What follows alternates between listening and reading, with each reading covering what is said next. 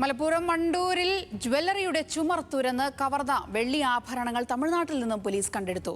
19 ലക്ഷം രൂപ വില വരുന്ന വെള്ളി ആഭരണങ്ങൾ 4.5 ലക്ഷം രൂപയ്ക്കാണ് കഴിഞ്ഞ ദിവസം പിടിയിലായ പ്രതി ഗൂഡല്ലൂർ എരുമാട് ജോസ് മാത്യു വിൽപ്പന നടത്തിയത്.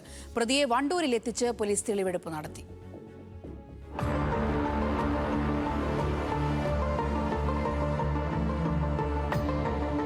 തമിഴ്നാട് സേലത്തുള്ള ജ്വല്ലറികളിൽ നിന്നാണ് വണ്ടൂരിൽ നിന്ന് കവർന്ന വെള്ളി ആഭരണങ്ങൾ കണ്ടെടുത്തത്. 2 കിലോ തൂക്കമുള്ള 19 ലക്ഷം രൂപ വില വരുന്ന ആഭരണങ്ങൾ 4.5 ലക്ഷം രൂപയ്ക്കാണ് മോഷ്ടാവ് എരുമാട് ജോസ് മാത്യു വിൽപ്പന നടത്തിയതെന്ന് പോലീസ് കണ്ടെത്തി. പ്രതിയെ വണ്ടൂരിലെ തരങ്കിണി ജ്വല്ലറിയിൽ എത്തിച്ച് പോലീസ് തെളിവെടുപ്പ് നടത്തി. ചുമര് തുറക്കാൻ ഉപയോഗിച്ച ഉപകരണങ്ങളും സമീപത്തു നിന്ന് കണ്ടെടുത്തു.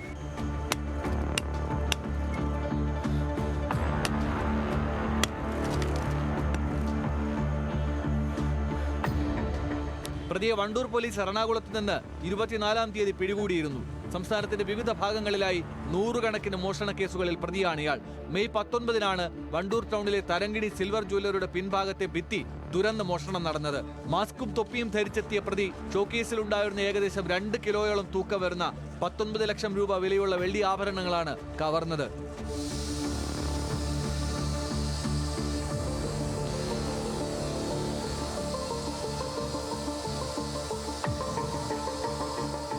CCTV ദൃശ്യങ്ങൾ, ശാസ്ത്രീയ തെളിവുകൾ, സാങ്കേതിക വിവരങ്ങൾ എന്നിവ കേന്ദ്രീകരിച്ച് പോലീസ് നടത്തിയ അന്വേഷണമാണ് പ്രതിയിലേക്ക് എത്തിയത്.